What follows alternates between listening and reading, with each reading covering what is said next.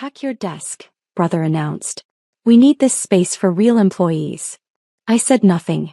I cleared my desk and left. By 8 a.m. the next morning, his company received an eviction notice.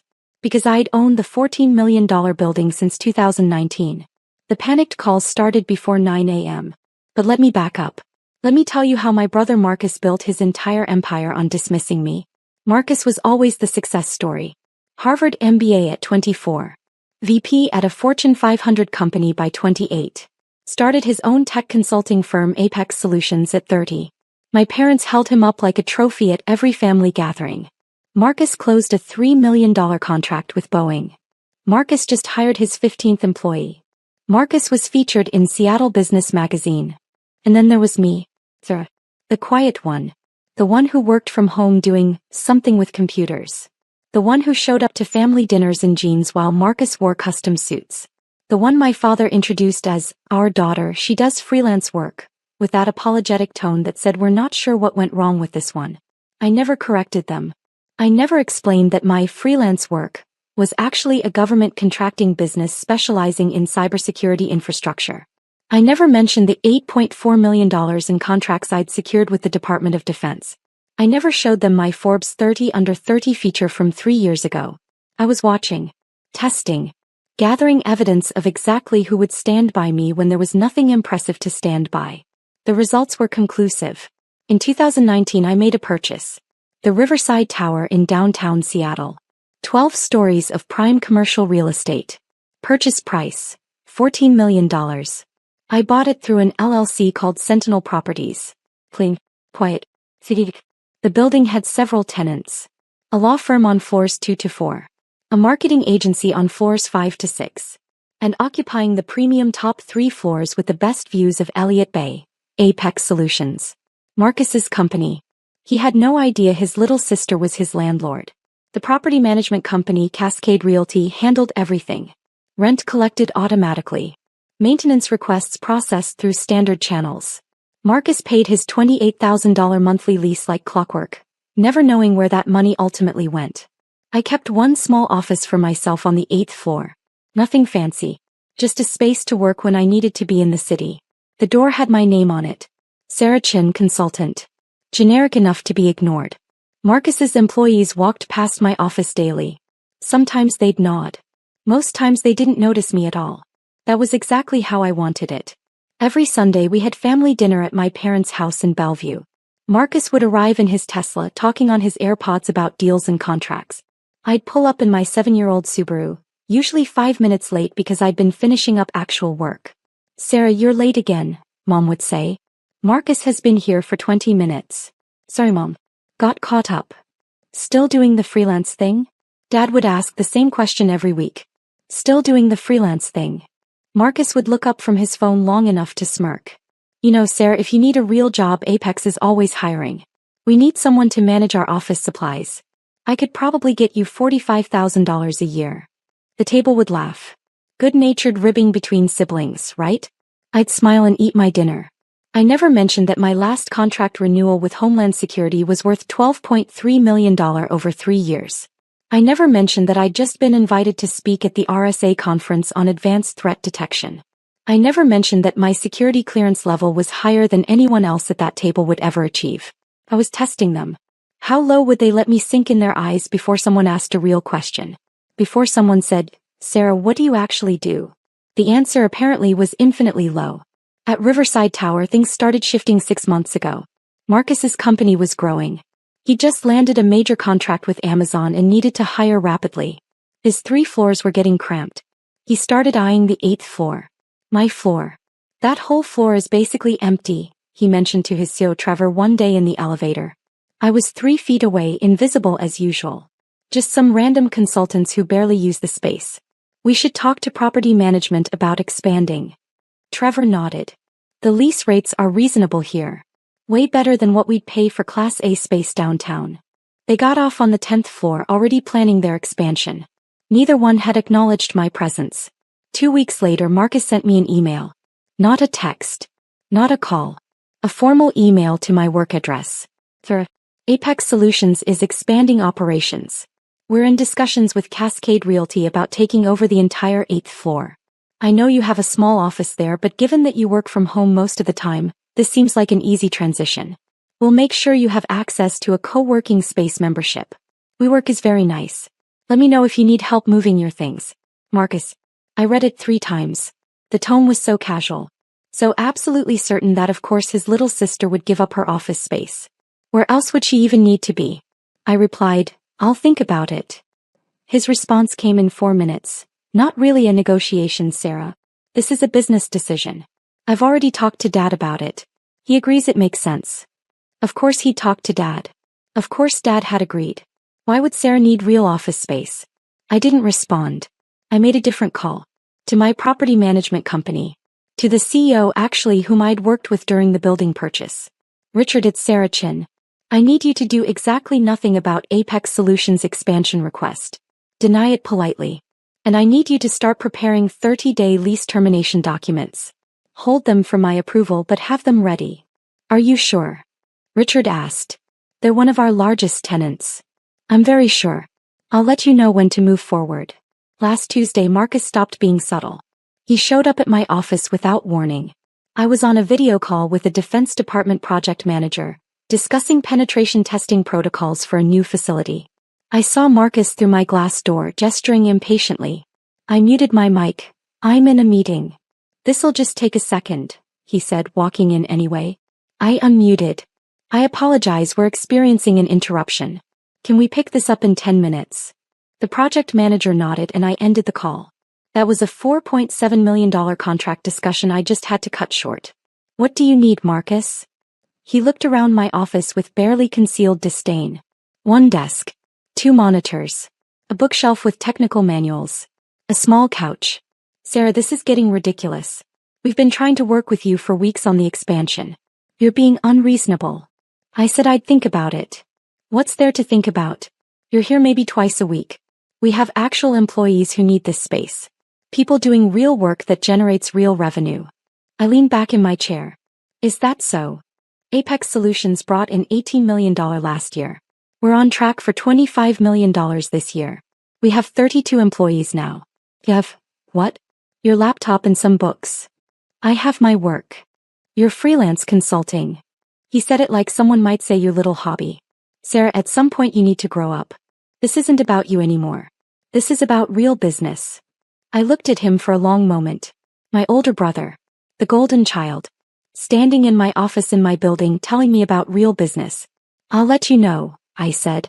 His jaw tightened. Fine. But I'm moving forward with property management regardless. Dad agrees with me. If you want to make this difficult, we can make it official. He left without closing my door.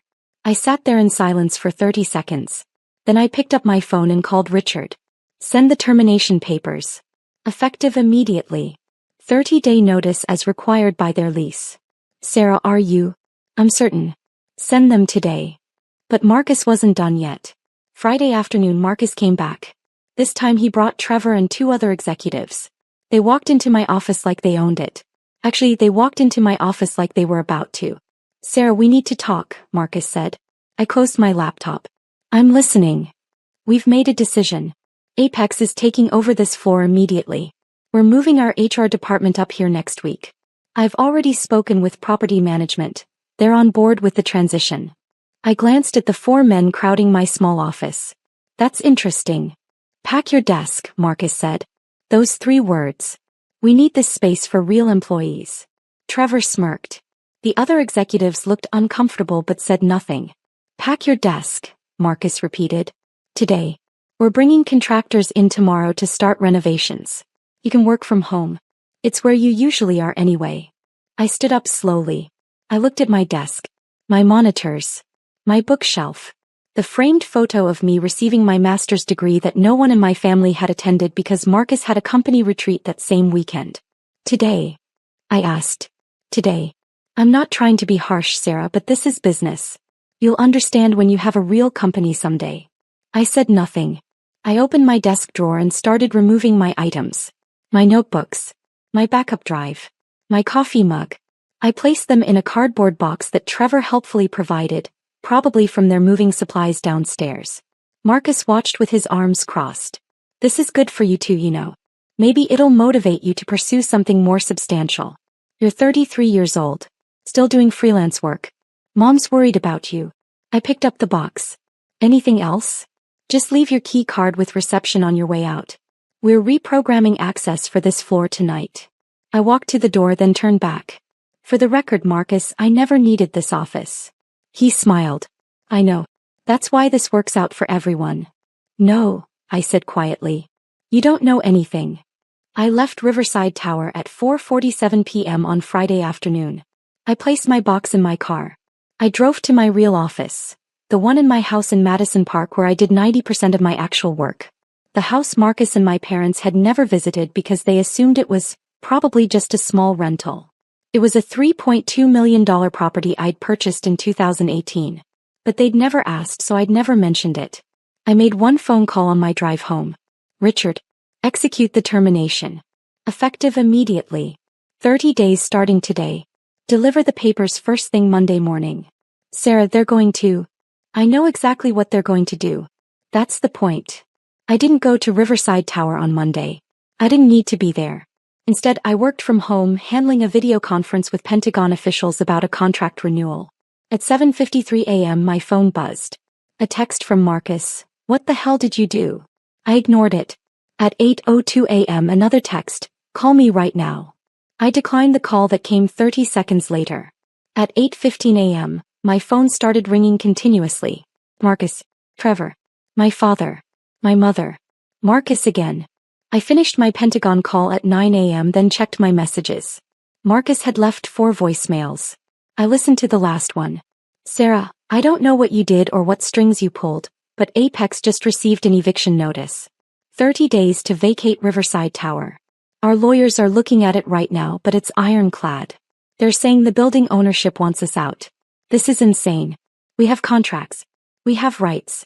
Call me back immediately. There were 17 text messages. I read them in order, watching the progression from confusion to anger to panic. 8:04 a.m. What did you do? 8:18 a.m. This isn't funny. 8:33 a.m. Our lawyers say the eviction is legal.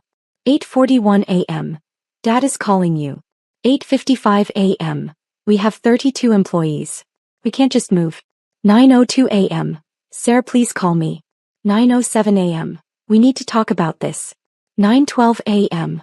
I'm sorry about Friday, okay? Can we just talk? I made myself a coffee. I checked my email. Another contract had come through. The Department of Energy wanted a security audit. Estimated value, $2.8 million. I replied to that first. Then at 9:30 a.m. I called Marcus back. He answered on the first ring. Sarah, thank God. What is happening? Did you talk to property management? Did you file some kind of complaint? No complaint, I said. Just a business decision. What business decision? What are you talking about? I'm talking about Sentinel Properties LLC exercising its right to terminate a lease with proper notice. It's all in the paperwork you received. Silence. Long enough that I thought the call had dropped. Sentinel Properties, he said slowly. The ownership company. Yes. Sarah. His voice had changed completely.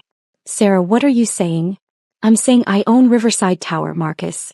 I bought it in 2019 for $14 million. You've been my tenant for 5 years. And now you're not. More silence. That's impossible. You don't have that kind of money. You do freelance consulting. I run a government contracting firm specializing in cybersecurity. Last year's revenue was $31 million. I have active contracts with the Department of Defense, Homeland Security, and 3 intelligence agencies. I hold a top-secret SCI clearance, and I own the building your company operates from. I could hear him breathing on the other end of the line. 5 years, I continued. 5 years of rent checks. $28,000 a month. You've paid me $1.68 million to operate in my building. And you've spent 5 years telling me I should grow up and get a real job. Sarah, I didn't. You told me to pack my desk. You told me I wasn't a real employee. You brought your executives to my office to humiliate me. We needed the space. You needed MY space. An MY building. And instead of asking respectfully, instead of treating me like an equal, you decided to treat me like an inconvenience. Sarah, please. We can fix this. We can. The eviction stands. You have 30 days. We have contracts with Amazon. With Microsoft. We can't just move. Do you know what this will cost us? I know exactly what it will cost you. I've read your financials. They're filed publicly. Moving will cost you approximately $890,000 between deposits, moving expenses, build-out costs, and contract penalties for late deliverables while you're disrupted.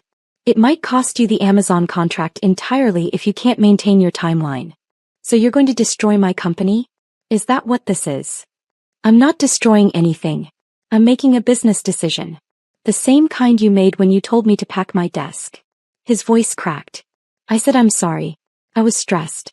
The expansion pressure has been. You weren't sorry when you said it. You were sorry when you got the eviction notice. By 10 a.m. both my parents were calling. I let it go to voicemail. My mother's message was predictable. Sarah, your father is very upset. Marcus says you own his building? Why didn't you tell us? This is terrible timing for his company. You need to work this out with him. He's your brother. Call me back. Not congratulations on building a successful company. Not we're proud of you. Just you need to work this out with him. My father's voicemail was more direct. Sarah, this is ridiculous. Whatever point you're trying to make, you've made it. Now fix this situation with Marcus. He has employees depending on him. Don't let your feelings about needing an office ruin his business. My feelings about needing an office. That's what they'd reduced it to. I didn't call back.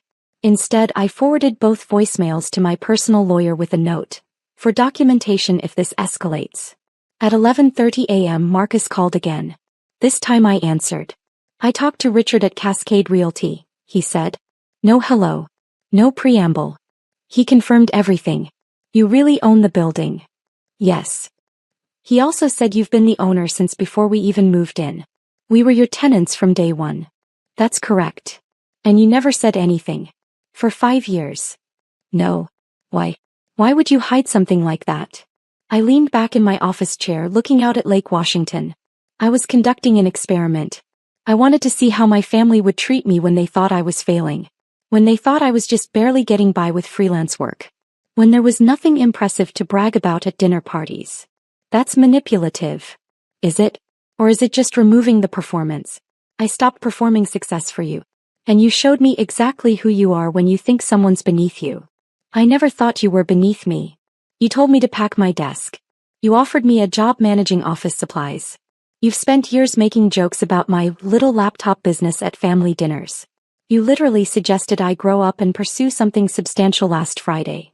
He was quiet. For the record, I continued, my company's revenue is substantially higher than Apex Solutions.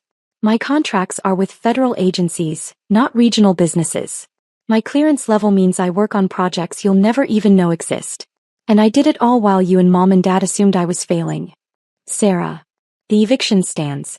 30 days. I suggest you start looking at office space in Bellevue. Class B buildings are running about $32 per square foot right now. You'll need about 15,000 square feet for your current team size. Budget around $40,000 per month, plus first month, last month, security deposit and build-out costs. You should also talk to your Amazon contract manager about the potential timeline impact. You're really doing this. I really am. What do you want? Name your price. We'll pay higher rent. There's no price, Marcus. This isn't a negotiation. You made it very clear on Friday that you don't respect me, my work, or my presence. So now you don't get to benefit from my property. Please, Sarah, please. Think about my employees. They didn't do anything to you. Your employees will be fine. They'll move with you to your new location. You'll absorb the cost and recover. Apex will survive. But you'll survive knowing exactly what it cost you to treat your sister like she was worthless. I hung up. By Wednesday, my parents had demanded a family meeting. At their house. Mandatory attendance. I showed up on time. Marcus was already there looking like he hadn't slept in days. Sarah, my father started, we need to resolve this situation. There's nothing to resolve. Marcus has his eviction notice. He has 27 days remaining. You can't actually expect him to move his entire company. I expect him to honor the lease termination the same way he expected me to clear out of my office with 0 notice. My mother jumped in. Sarah, honey, Marcus said some things he regrets.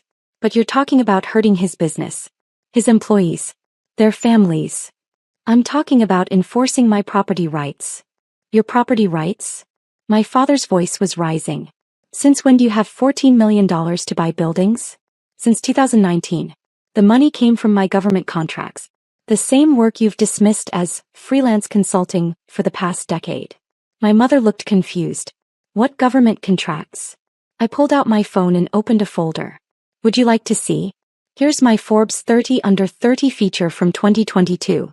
Here's my company profile showing $31 million in revenue last year. Here's a photo of me receiving an award from the Secretary of Homeland Security.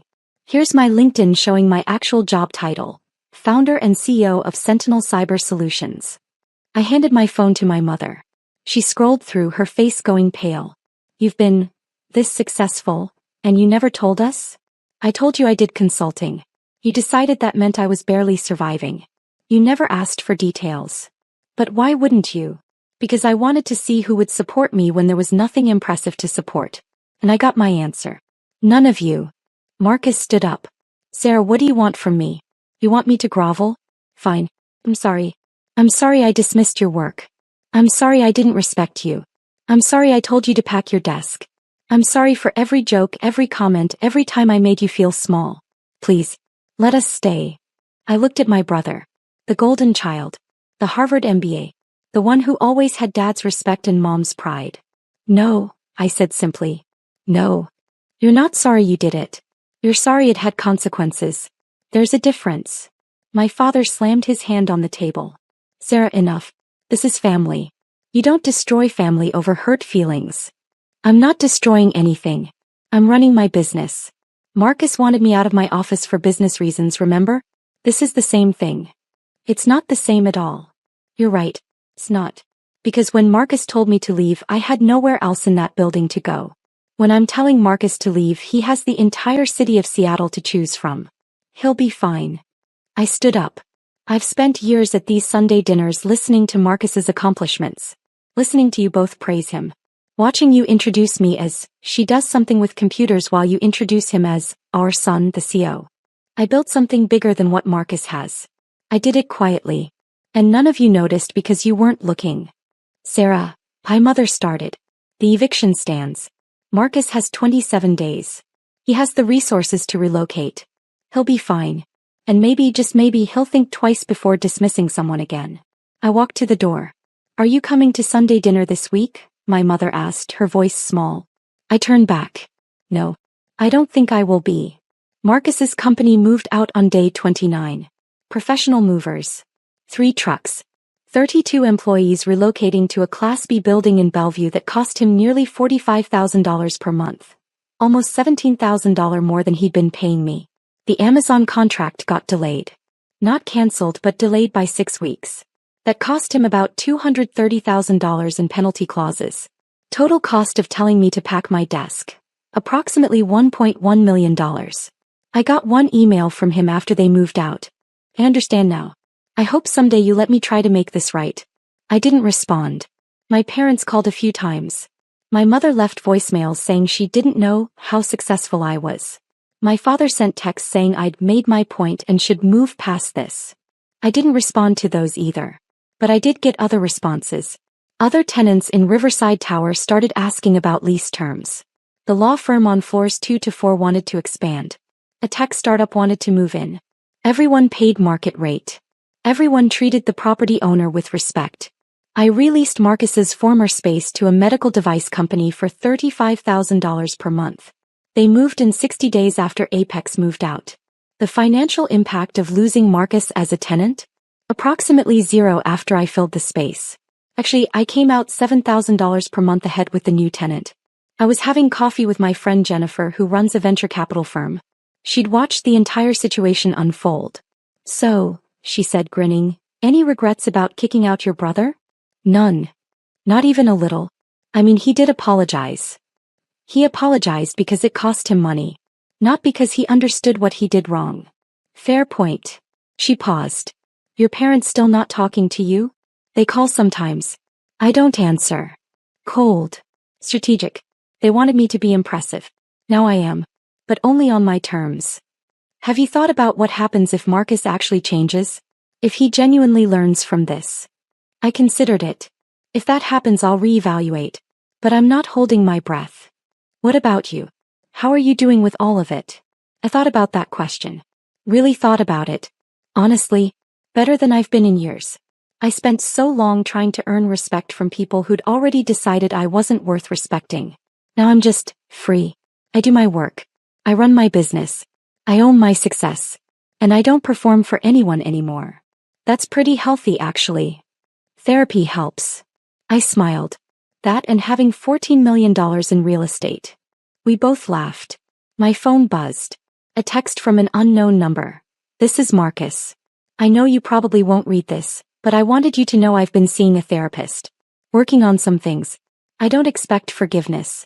I just wanted you to know I'm trying to understand where I went wrong. Not just with the building. With everything. I showed Jennifer. You going to respond? She asked. Not yet. Maybe not ever. He's working on himself because he finally faced consequences. That's good for him. But I don't owe him my presence in his growth journey. Stone cold. No. Just clear boundaries. There's a difference. I finished my coffee and stood up. I have a meeting with a Homeland Security Director in an hour. New contract. Estimated value, $6.2 million. Jesus. And your family thought you needed a job managing office supplies. They did. Past tense. Now they know exactly what I do. And exactly what it costs to underestimate me. I walked out into the Seattle afternoon. My car was parked in my reserved spot at Riverside Tower. My building. My business. My success. All of it earned. None of it given. And not one single person could tell me I didn't deserve it. I wasn't hiding anymore. I was just done performing for people who wouldn't applaud anyway. The golden child had been tarnished. And the dismissed daughter was finally completely free.